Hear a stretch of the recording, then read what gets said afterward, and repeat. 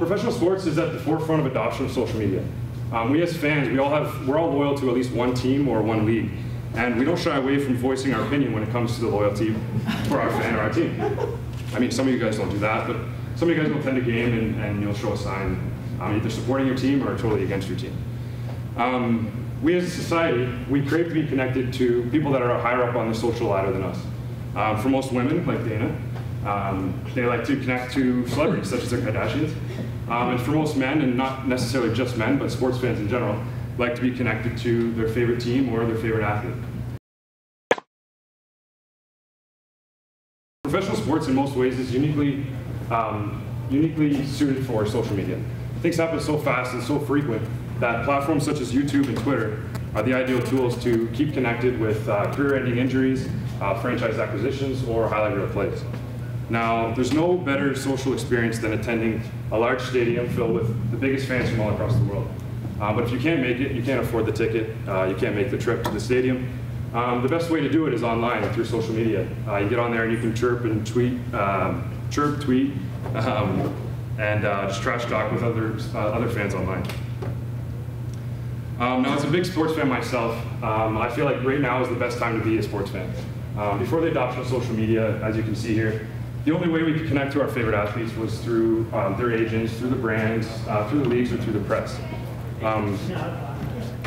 But nowadays, with the adoption of social media, we can really connect with our favorite athletes on a one-to-one basis.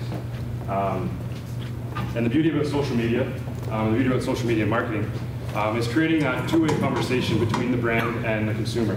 Now, in this instance, the athlete is the brand, and much like many of us as students, we're trying to create our own online presence for future job employment.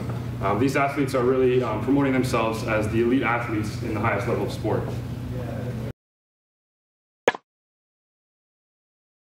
Yes, we said that the NHL is the league leader, but they were actually the last ones to implement a social media policy.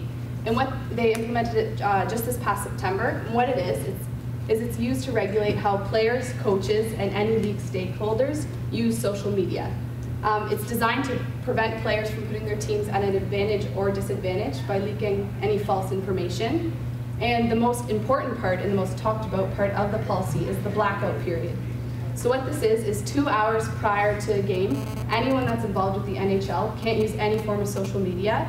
And after the game, they have to wait till all their media requirements, so any interviews or anything like that, is completed before they can get back onto their social media sites. So how is this affecting the game? Athletes have to be much more aware of what they're tweeting and what they're saying online.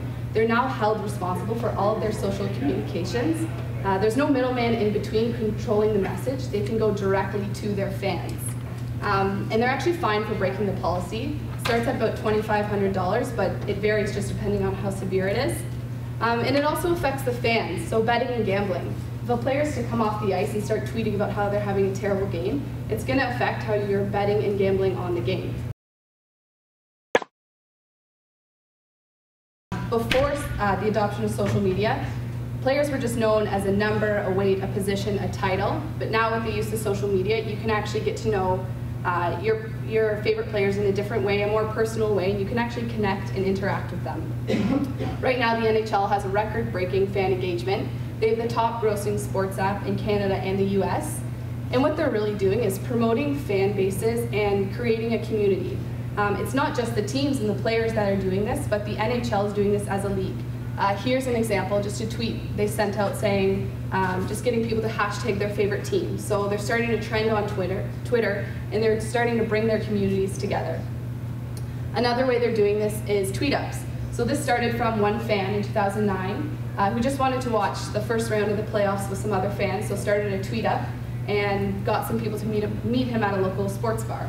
So now the NHL has grasped this concept, and they're starting tweet-ups over 23 different cities. And what they're doing is they're bringing their fans together and letting them interact face-to-face and really sharing their passion and their enthusiasm and, again, building a community. And this isn't being done just at a professional level. Cory and I spoke with Jeff Stillwell, who's the Director of Marketing for the Kingston Frontenacs. And the way they interact is they have one fan come in and be the tweeting fan of the game. So they sit in the stands and they tweet about the game. And this really presents a good opportunity for people like us who are graduating because we're coming out of this program with the knowledge of social media, and we can bring it into these bigger corporations.